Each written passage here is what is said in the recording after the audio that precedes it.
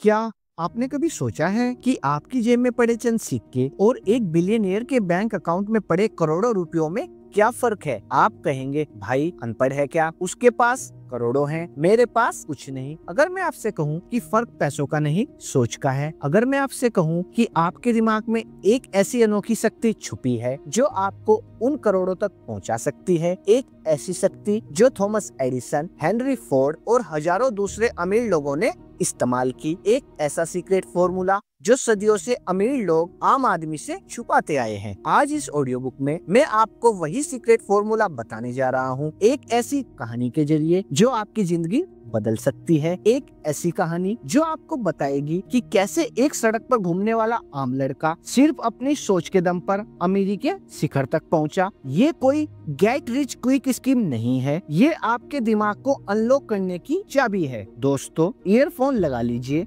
दुनिया को थोड़ी देर के लिए भूल जाइए और मेरे साथ चलिए इस सफर पर। शुरुआत करते हैं अपने पहले चैप्टर से, जिसका नाम है जब जिंदगी इम्तिहान लेती है। और शुरू करते हैं हम अर्जुन की कहानी से। अर्जुन एक ऐसे शहर में रहता था जहां सपने रोज टूटते थे। उसके पास एक छोटी सी नौकरी थी जिससे घर का गुजारा मुश्किल से होता था। हर महीने के अंत में उसकी जेब खाली हो जाती और अगले महीने का डर उसे सोने नहीं देता था।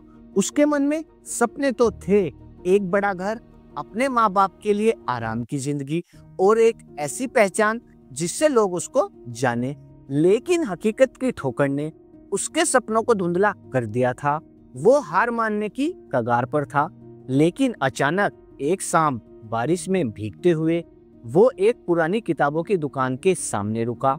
उसकी नजर एक किताब पर पड़ी जिसका टाइटल था थिंक एंड ग्रो रिच, सोचो और अमीर बनो। उसे ये टाइटल एक मजाक सा लगा। अगर सोचने से ही लोग अमीर बनते तो आज हर कोई अमीर होता। उसने मन में सोचा, फिर भी ना जाने क्यों उसने अपनी जेब में बचे कुछ सिक्कों से वो किताब खरीद ली। उस रात जब वो किताब के पन्ने पलट रहा था, उसे लगा जैसे लेखक नेपोलियन हिल उसी से बातें कर रहे थे। किताब में लिखा था कि अमीर बनने की शुरुआत एक सोच से होती है, एक जलती हुई इच्छा से, यानी कि एक बर्निंग डिजायर से। अर्जुन को लगा जैसे उसे एक रास्ता मिल रहा है। अगले दिन वो उसी किताब की दुकान पर फिर गया। दुकान का मालिक एक बुजुर्ग आदमी जिनका नाम ज्ञानचंद था, उसे देखकर मुस्कुराए।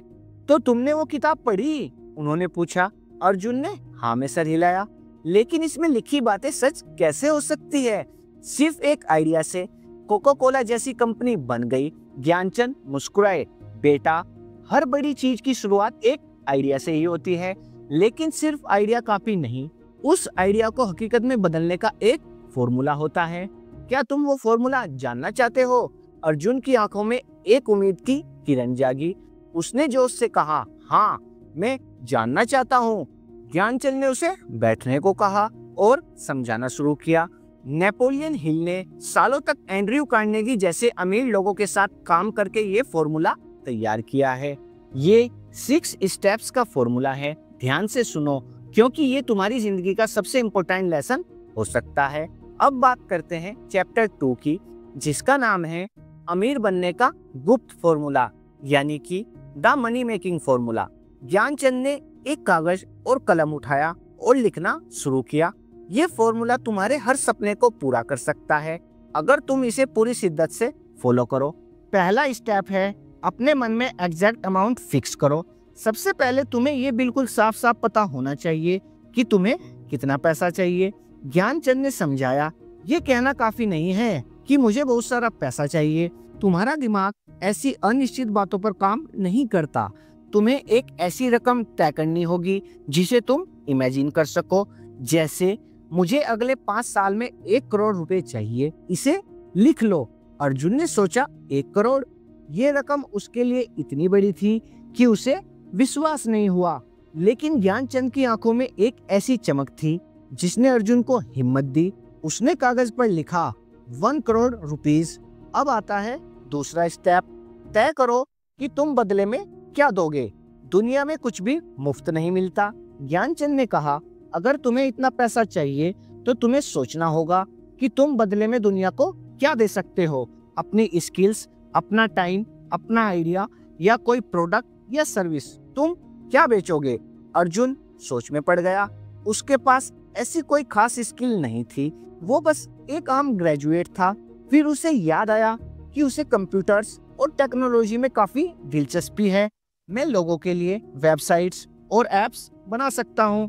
मैं डिजिटल मार्केटिंग सीखकर उनके बिजनेस को ऑनलाइन बढ़ाने में मदद कर सकता हूँ। उसने थोड़ा हिचकिचाते हुए कहा।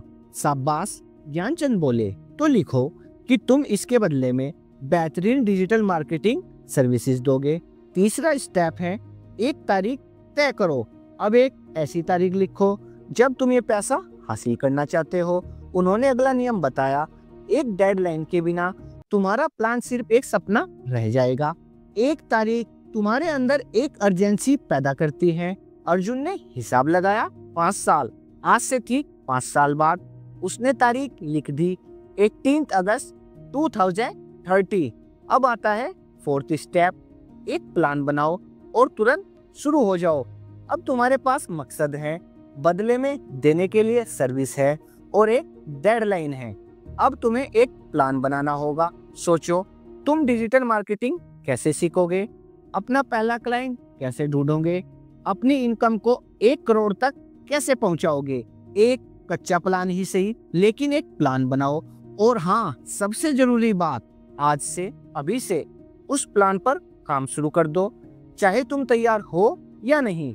अर्जुन ने 4 बातें लिखी। पहली, ऑनलाइन कोर्सेज से डिजिटल मार्केटिंग सीखूंगा।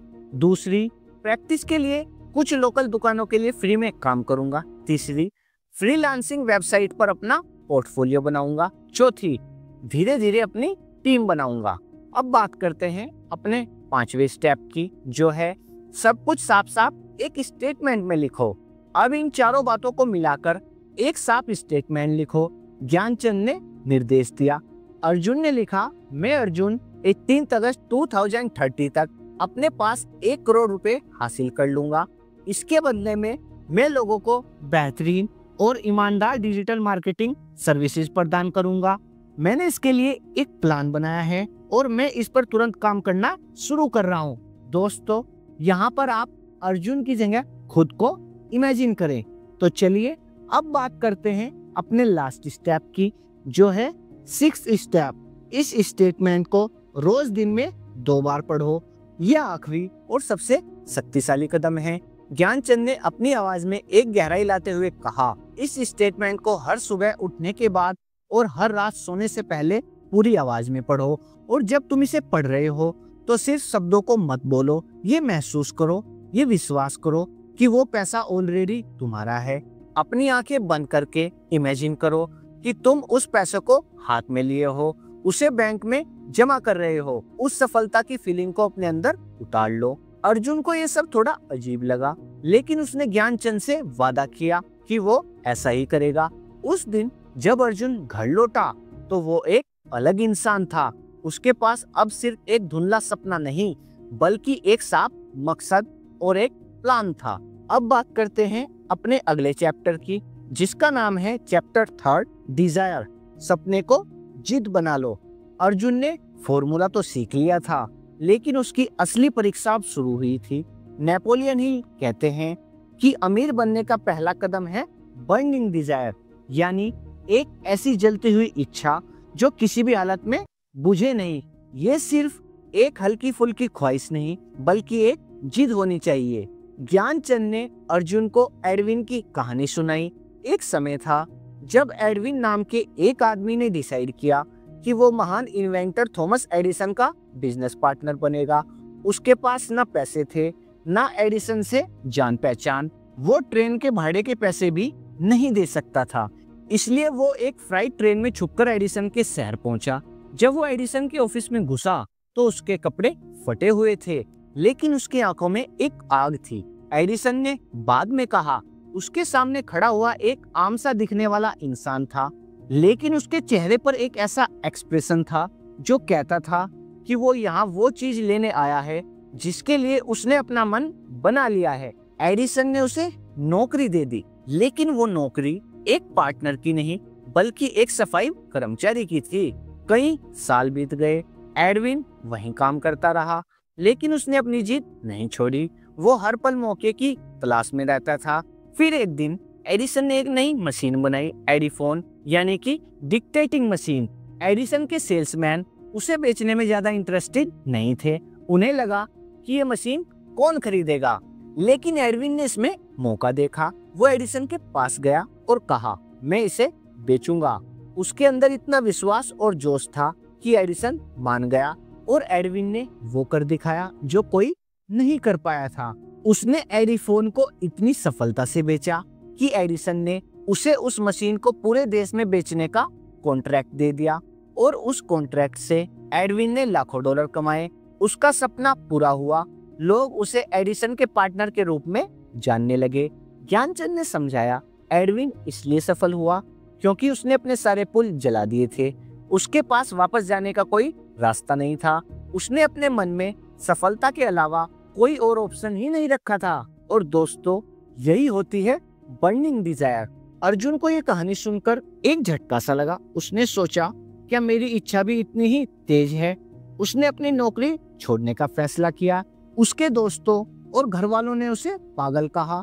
एक चलती हुई नौकरी क्यों छोड़ रहे हो? रिस्क मत लो। लेकिन अर्जुन जानता था कि अगर उसे अपनी मंजिल तक पहुंचना है तो उसे अपने कंफर्ट जोन से बाहर निकलना होगा। उसने अपनी नौकरी छोड़ दी और अपना पूरा समय डिजिटल मार्केटिंग सीखने में लगा दिया। उसकी इच्छा अब एक आग बन चुकी थी। अब बात करते हैं अपने अगले चैप्टर की। चैप्टर का नाम है चैप्टर 4, फेथ, विश्वास की अदृश्य शक्ति। अब अर्जुन के पास ना तो नौकरी थी और ना ही कोई रेगुलर इनकम। कई बार उसके मन में डाउट आता, क्या मैं ये कर पाऊंगा? कहीं मैंने गलती तो नहीं कर दी? यहाँ नेपोलियन हिल का दूसरा सिद्धांत काम आता है, फेथ यानी विश्वास। फेथ का मतलब है अपने मकसद पर अटल विश्वास, भले ही उसे पूरा करने का कोई सबूत ना दिख रहा हो। ये अपने सबकॉन्शियस माइंड को ये यकीन दिलाना है कि आप वो चीज हासिल कर सकते हैं जो आपने सोची है। ज्ञानचंद ने अर्जुन को ऑटो सजेशन की तकनीक समझाई। तुम्हारा सबकॉन्शियस माइंड एक जमीन की तरह है। तुम उसमें जो भी बीज डालोगे वो उसी की फसल देगा, चाहे वो बीज पॉजिटिव हो या नेगेटिव। तुम जो अपना स्टेटमेंट रोज सुबह शाम पढ़ते हो वो ऑटो सजेशन ही है। तुम अपने मन को बार बार ये बता रहे हो कि तुम सफल हो रहे हो। अर्जुन ने इसे और गहराई से करना शुरू किया। वो सिर्फ स्टेटमेंट पढ़ता नहीं था, बल्कि उसे महसूस करता था।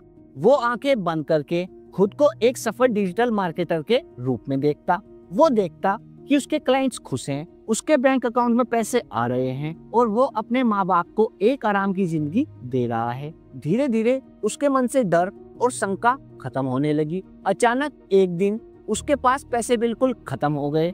उसके पास अगले हफ्ते का किराया देने के भी पैसे नहीं थे। वो टूटने वाला था। उस रात उसने अपना वो स्टेटमेंट पढ़ा, लेकिन उसकी आवाज में दम नहीं था। तभी उसे ज्ञानचंद की कही एक बात याद आई, विश्वास तब पैदा होता है जब तुम अपने मन में हार के ख्याल आने ही न दो। अर्जुन ने खुद को संभाला। अगले दिन वो पूरे विश्वास के साथ अपने एक पुराने दोस्त से मिलने गया, जिसके पिता की एक मिठाई की दुकान थी। अर्जुन ने उन्हें समझाया कि वो उनकी दुकान को ऑनलाइन कैसे पॉपुलर बना सकता है। उसने उनके लिए एक छोटा सा प्लान बनाकर दिखाया। उसके अंदर इतना विश्वास और एनर्जी थी कि वो अंकल मान गए। उन्होंने अर्जुन को एडवांस के तौर पर 5,000 रुपए दिए। ये रकम बहुत बड़ी नहीं थी, लेकिन अर्जुन के लिए 5 करोड़ से कम नहीं थी। ये उसके विश्वास की पहली जीत थी। उसे समझ आ गया कि जब आप पूरे विश्वास से आगे बढ़ते हैं तो रास्ते अपने आप बनने लगते हैं। अब बात करते हैं चैप्टर 5 की, स्पेशलाइज्ड नॉलेज, सिर्फ जानकारी नहीं, खास ज्ञान। अर्जुन को पहला क्लाइंट मिल गया था। उसने उनके लिए मेहनत से काम किया, लेकिन जल्दी उसे एहसास हुआ कि सिर्फ थोड़ी बहुत जानकारी काफी नहीं है। डिजिटल मार्केटिंग एक समंदर की तरह है। यहाँ नेपोलियन हिल का अगला सिद्धांत आता है, जो है स्पेशलाइज्ड नॉलेज यानी विशेष ज्ञान। नेपोलियन हिल कहते हैं कि सिर्फ जनरल नॉलेज से पैसा नहीं बनता। अमीर बनने के लिए आपको किसी फील्ड में एक्सपर्ट बनना पड़ता है। स्कूल और कॉलेज की डिग्री जरूरी है, लेकिन असली सफलता तब मिलती है जब आप प्रैक्टिकल और स्पेशलाइज्ड नॉलेज हासिल करते हैं। हेनरी फोर्ड, जिन्होंने कार इंडस्ट्री में क्रांति ला दी, उनके पास कोई खास फॉर्मल एजुकेशन नहीं थी। एक बार उन पर कोर्ट में ये आरोप लगाया गया कि वो जाहिल है। उनसे अजीबोगरीब सवाल पूछे गए, जैसे बेनेडिक्ट आर्नोल्ड कौन था। फोर्ड गुस्सा हो गए और बोले, मुझे ये सब नहीं पता, लेकिन मैं अपनी डेस्क पर लगे बटन को दबाकर एक ऐसे एक्सपर्ट को बुला सकता हूँ जो मुझे इसका जवाब दे सकता है। तो क्या आप मुझे बताएंगे कि मैं अपना दिमाग ऐसी फालतू जानकारी से क्यों भरूं, जबकि मैं उन लोगों को हायर कर सकता हूं जिनके पास ये जानकारी है। इससे ये साबित होता है कि सफल होने के लिए आपको सब कुछ खुद जानने की जरूरत नहीं है, आपको बस ये पता होना चाहिए कि जरूरी ज्ञान कहाँ से मिलेगा। अर्जुन ने ये बात समझी। उसने डिसाइड किया कि वो डिजिटल मार्केटिंग की हर फील्ड में एक्सपर्ट बनने की कोशिश नहीं करेगा। इसके बजाय उसने सर्च इंजन ऑप्टिमाइजेशन को अपनी स्पेशलाइजेशन चुना। उसने एसईओ पर अवेलेबल हर कोर्स किया, हर किताब पढ़ी और दुनिया के बेस्ट एक्सपर्ट्स को ऑनलाइन फॉलो करना शुरू किया। उसने अपना सारा फोकस एक चीज पर लगा दिया। इसका नतीजा ये हुआ कि कुछ ही महीनों में वो एसईओ का एक्सपर्ट बन गया। उसके रिजल्ट्स बोलने लगे। उसकी मिठाई की दुकान वाले क्लाइंट की वेबसाइट गूगल पर टॉप पर आने लगी और उनकी सेल्स डबल हो गई। अब अर्जुन को क्लाइंट ढूंढने नहीं पड़ते थे, बल्कि क्लाइंट उसे ढूंढते हुए आते थे। अब बात करते हैं अपने अगले चैप्टर की, जो है चैप्टर नंबर 6, इमेजिनेशन, मन की क्रिएटिव वर्कशॉप। अब अर्जुन के पास काम था, पैसा था और नॉलेज भी थी, लेकिन वो अभी भी अपने 1 करोड़ के लक्ष्य से बहुत दूर था। उसको कुछ बड़ा करना था। यहाँ काम आता है नेपोलियन हिल का 5वां सिद्धांत, इमेजिनेशन यानी कल्पना शक्ति। नेपोलियन हिल कहते हैं कि इंसान का दिमाग जो कुछ भी कल्पना कर सकता है और उस पे विश्वास कर सकता है, उसे वो हासिल भी कर सकता है। इमेजिनेशन 2 तरह की होती है। पहली सिंथेटिक इमेजिनेशन, इसमें आप पुराने आइडियाज, कंसेप्ट्स और प्लान्स को नए तरीके से जोड़कर कुछ नया बनाते हैं। ज्यादातर इन्वेंशंस इसी से होते हैं। दूसरी क्रिएटिव इमेजिनेशन, इससे आपके मन में बिल्कुल नए और ओरिजिनल आइडियाज आते हैं। ये तब काम करती है जब आपका कॉन्शियस माइंड शांत होता है। इसे सिक्स्थ सेंस भी कहते हैं। ज्ञानचंद ने अर्जुन को कोका कोला की कहानी सुनाई। एक फार्मासिस्ट ने एक अजीब सा सिरप बनाया। उसने उसे एक लोकल केमिस्ट असा कैंडलर को बहुत कम दाम में बेच दिया।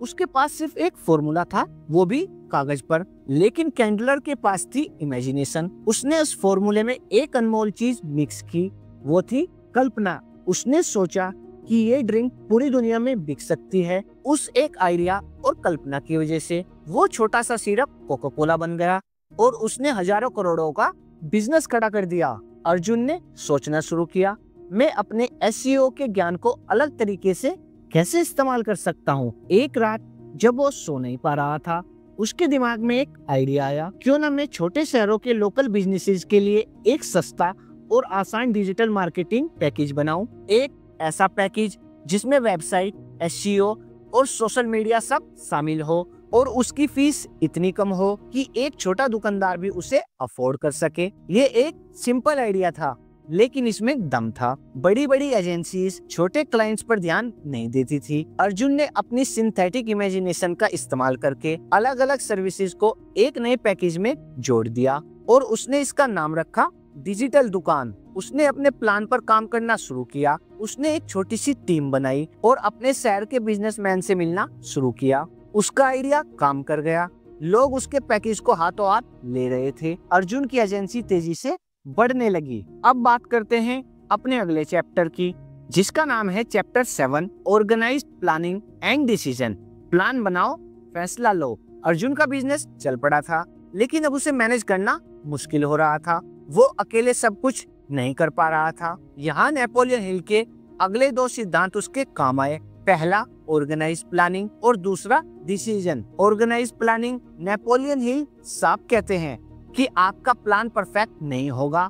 आपको प्लान बनाना है, उस पर काम करना है और जब वो फेल हो तो उसकी जगह दूसरा प्लान बनाना है। हार तब तक नहीं होती जब तक आप हार मान न लो। एक टेम्परेरी हार का मतलब ये नहीं कि आपका मकसद गलत था, इसका मतलब है कि आपका प्लान गलत था। प्लान बदलो, मकसद नहीं। अर्जुन ने समझा कि उसे एक टीम की जरूरत है, लेकिन कैसी टीम? यहाँ मास्टरमाइंड का कंसेप्ट आता है। मास्टरमाइंड का मतलब है 2 या 2 से ज्यादा लोगों का समूह जो एक ही मकसद के लिए मिलकर काम करते हैं। जब 2 दिमाग मिलते हैं तो एक तीसरा अदृश्य दिमाग पैदा होता है जो दोनों से ज्यादा शक्तिशाली होता है। अर्जुन ने अपने जैसे 2 और पैशनेट लोगों को अपनी टीम में शामिल किया। एक डिजाइन में एक्सपर्ट था और दूसरा कंटेंट लिखने में। उन तीनों ने मिलकर काम को बांट लिया। उनकी मास्टरमाइंड अलायंस ने बिजनेस को नई रफ्तार दी। अब बात करते हैं डिसीजन की। सफल लोग फैसले जल्दी लेते हैं और उन्हें बहुत जरूरी होने पर ही बदलते हैं। असफल लोग फैसले बहुत धीरे धीरे लेते हैं और उन्हें बार बार बदलते रहते हैं। अर्जुन के सामने एक बड़ा फैसला आया। एक बड़ी कंपनी ने उसके डिजिटल दुकान कंसेप्ट को खरीदने का ऑफर दिया। अमाउंट बहुत अच्छा था, लेकिन इसका मतलब था कि उसे अपनी कंपनी का कंट्रोल छोड़ना पड़ेगा। अर्जुन ने अपने मास्टरमाइंड पार्टनर से सलाह ली, सारे फैक्ट्स को देखा और 24 घंटे के अंदर अपना फैसला ले लिया। और वो था नहीं। उसने डिसाइड किया कि वो अपनी कंपनी को खुद बड़ा बनाएगा। ये एक हिम्मत वाला फैसला था। उसके कई दोस्तों ने कहा कि उसने मौका गवा दिया, लेकिन अर्जुन अपने फैसले पर अटल रहा। उसका ये दृढ़ निर्णय उसकी टीम में एक नया जोश भर गया।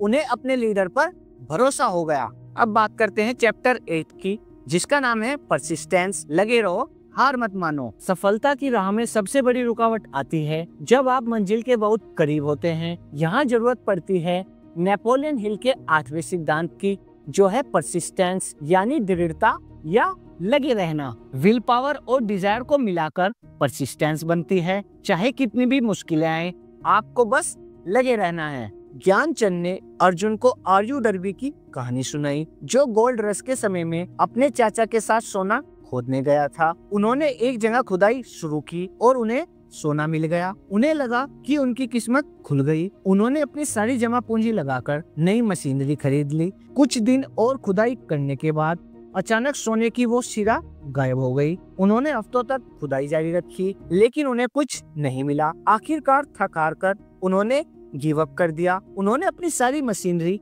एक कबाड़ी वाले यानी जंक मैन को बहुत सस्ते में बेच दी और घर वापस चले गए। उस कबाड़ी वाले ने सोचा कि मैं एक एक्सपर्ट से सलाह लेता हूँ। उसने एक माइनिंग इंजीनियर को बुलाया। इंजीनियर ने जगह का जायजा लिया और बताया, आप लोग फॉल्ट लाइन के बारे में नहीं जानते। सोने की सिरा आगे ही है, 3 फीट नीचे, जहाँ से उन्होंने खोदना छोड़ा था। उस कबाड़ी वाले ने वहाँ खुदाई करवाई और आगे उसे लाखों करोड़ों का सोना मिला, सिर्फ 3 फीट की दूरी पर। और डर्बी ने इस गलती से इतना बड़ा सबक सीखा कि वो इंश्योरेंस इंडस्ट्री में चले गए और वहाँ उन्होंने नो का मतलब नो समझना छोड़ दिया। वो तब तक लगे रहते थे जब तक क्लाइंट हाँ ना कह दे। वो अमेरिका के टॉप इंश्योरेंस सेल्समैन में से एक बने, सिर्फ अपनी परसिस्टेंस की वजह से। अर्जुन के बिजनेस में भी एक ऐसा ही दौर आया। कंपटीशन बढ़ गया और एक बड़े कंपटीटर ने प्राइस इतना कम कर दिया कि अर्जुन के क्लाइंट्स उसे छोड़कर जाने लगे। उसकी कंपनी लॉस में जाने लगी। उसकी टीम का मनोबल टूटने लगा। कई रातों तक अर्जुन सोया नहीं। उसके मन में सब कुछ बंद करके वापस नौकरी करने का ख्याल आया, लेकिन फिर उसे 3 फीट फ्रॉम गोल्ड की कहानी याद आई। उसने सोचा, कहीं मैं भी मंजिल से 3 फीट पहले तो हार नहीं मान रहा। उसने अपनी टीम को इकट्ठा किया और उनसे कहा, हम हार नहीं मानेंगे, हम अपनी सर्विस को और बेहतर बनाएंगे, हम अपने क्लाइंट से पर्सनल रिश्ता बनाएंगे। उन्होंने दिन रात एक कर दिया। अगले 6 महीने उनके लिए बहुत कठिन थे, लेकिन वो टिके रहे और आखिरकार उनकी मेहनत रंग लाई। उनके पुराने क्लाइंट्स वापस आने लगे, क्योंकि उन्हें अर्जुन की कंपनी जैसी क्वालिटी सर्विस कहीं और नहीं मिली। अर्जुन ने हार को अपनी जीत में बदल दिया था, परसिस्टेंस के दम पर। अब बात करते हैं अपने अगले चैप्टर की, जिसका नाम है chapter 9, the final steps, mastermind, sex transmutation and the subconscious. अब अर्जुन सफलता की सीढ़ी पर काफी ऊपर चढ़ चुका था। उसने अमीर बनने के टेक्निकल स्टेप्स सीख लिए थे, लेकिन अब ज्ञानचंद ने उसे कुछ ऐसे प्रिंसिपल्स बताए जो इंसान की अंदरूनी शक्ति से जुड़े थे। पहला है the power of the mastermind. जैसा कि आपको पहले भी बताया था, अर्जुन ने इसका इस्तेमाल अपनी कोर टीम बनाने में किया था। अब उसने इसका दायरा बढ़ाया। उसने अपने शहर के दूसरे सफल एंटरप्रेन्योर के साथ एक ग्रुप बनाया। वो हर हफ्ते मिलते थे, आइडियाज शेयर करते थे और एक दूसरे की प्रॉब्लम्स को सुलझाते थे। इस मास्टरमाइंड ग्रुप से उसे ऐसे सॉल्यूशंस और आइडियाज मिले जो वो अकेले कभी नहीं सोच सकता था। The mystery of sex transmutation, ये नेपोलियन हिल का सबसे कंट्रोवर्शियल लेकिन सबसे शक्तिशाली सिद्धांत है। नेपोलियन हिल कहते हैं कि सेक्स एनर्जी इंसान की सबसे पावरफुल क्रिएटिव एनर्जी है। ज्यादातर लोग इस एनर्जी को सिर्फ फिजिकल एक्सप्रेशन में बर्बाद कर देते हैं। लेकिन अगर इस क्रिएटिव एनर्जी को कंट्रोल करके अपने काम या मकसद की तरफ मोड़ दिया जाए तो ये आपको जीनियस बना सकता है। दुनिया के महान आर्टिस्ट, राइटर और लीडर्स ने अनजाने में ही सही इस एनर्जी का इस्तेमाल किया। अर्जुन ने अपनी पूरी एनर्जी और पैशन अपने बिजनेस में लगा दिया। उसका काम उसके लिए इबादत बन गया। अब आता है द सबकॉन्शियस माइंड। अर्जुन अब तक अपने कॉन्शियस माइंड से काम कर रहा था, प्लान बनाना, फैसले लेना, लेकिन अब उसे अपने सबकॉन्शियस माइंड की शक्ति का एहसास हुआ। हमारा अवचेतन मन 24 घंटे काम करता है। उसको कंट्रोल करने का तरीका था फेथ और ऑटो सजेशन। अर्जुन ने अपने मन को हमेशा पॉजिटिव विचारों से भरे रखा। उसने डर, चिंता और नफरत जैसे नेगेटिव इमोशंस को अपने मन से निकाल दिया। इसका नतीजा ये हुआ कि उसे अचानक से नए आइडियाज आने लगे, सही लोग उसकी जिंदगी में आने लगे और उसकी प्रॉब्लम के सॉल्यूशन उसे सपनों में या सुबह उठते ही मिल जाते। उसका सबकॉन्शियस माइंड उसके लिए काम कर रहा था। अब बात करते हैं अपने लास्ट चैप्टर की, जो है chapter number 10, the brain and the sixth sense. साल बीत गए। अर्जुन की कंपनी अब एक नेशनल ब्रांड बन चुकी थी। वो अपने 1 करोड़ के लक्ष्य के बहुत करीब था। यहाँ उसने आखिरी 2 प्रिंसिपल्स को महसूस किया।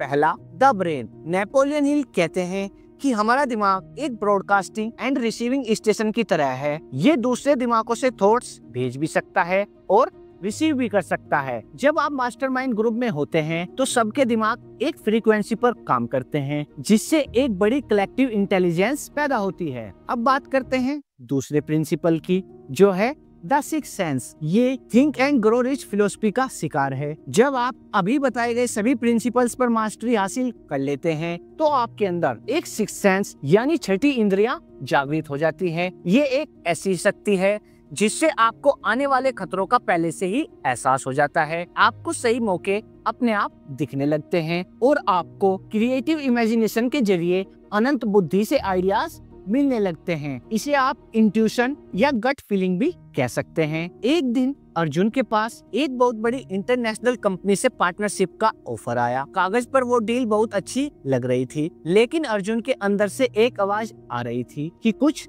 अजीब है। उसकी सिक्स्थ सेंस उसे रोक रही थी। उसने ऑफर को मना कर दिया। 1 महीने बाद खबर आई कि वो इंटरनेशनल कंपनी एक बड़े घोटाले में फंस गई और बैंकरप्ट हो गई है। अगर अर्जुन ने भी वो डील की होती तो उसकी कंपनी भी डूब जाती। उसे एहसास हुआ कि उसकी सिक्स्थ सेंस ने उसे बचाया है। 18 अगस्त 2030 को जब अर्जुन ने अपना बैंक बैलेंस चेक किया तो उसके बैंक अकाउंट में 1 करोड़ से ज्यादा रुपए थे। वो अपने ऑफिस की खिड़की से बाहर देख रहा था। वो सड़क, वो शहर, सब वही था, लेकिन अर्जुन अब वो पुराना हारा हुआ अर्जुन नहीं था। उसने अपनी स्टेटमेंट वाली डायरी निकाली। उसके पन्ने पुराने हो चुके थे। उसने उस स्टेटमेंट को आखिरी बार पढ़ा। उसकी आंखों में आंसू थे, लेकिन ये हार के नहीं, जीत के आंसू थे। उसने सोचा, ये पैसा सिर्फ पैसा नहीं है, ये उस सफर का सबूत है। ये सबूत है कि एक सोच, एक आइडिया, अगर उसमें डिजायर, फेथ और परसिस्टेंस मिला दी जाए तो वो हकीकत बन सकती है। दोस्तों, अर्जुन की कहानी यही खत्म नहीं होती। ये तो बस एक शुरुआत थी। उसने नेपोलियन हिल के सिद्धांतों को अपनी जिंदगी का हिस्सा बना लिया था और अब उसके लिए कुछ भी नामुमकिन नहीं था। दोस्तों, अब आखिर में ये बात कर लेते हैं कि हमने आज की ऑडियो बुक से क्या क्या सीखा। अर्जुन की कहानी सिर्फ एक कहानी नहीं है, ये आपकी और मेरी कहानी हो सकती है। हम सब के अंदर वो शक्ति है जो अर्जुन ने इस्तेमाल की। नेपोलियन हिल की थिंक एंड ग्रो रिच सिर्फ पैसा कमाने की किताब नहीं है, ये अपने दिमाग की शक्ति को पहचान कर जिंदगी के हर क्षेत्र में सफलता पाने का एक मैनुअल है। शुरुआत एक सोच से होती है, एक जलती हुई इच्छा से। तो आज ही अपना मकसद तय कीजिए, उसे कागज पर लिखिए और उस पर पूरे विश्वास और दृढ़ता के साथ काम करना शुरू कर दीजिए। क्योंकि जैसा नेपोलियन हिल ने कहा है, whatever the mind can conceive and believe it can achieve. इंसान का दिमाग जो कुछ सोच सकता है और जिस पर विश्वास कर सकता है, उसे वो हासिल भी कर सकता है। दोस्तों, आज के लिए इतना ही। जुड़े रहिए हमारे चैनल के साथ। धन्यवाद।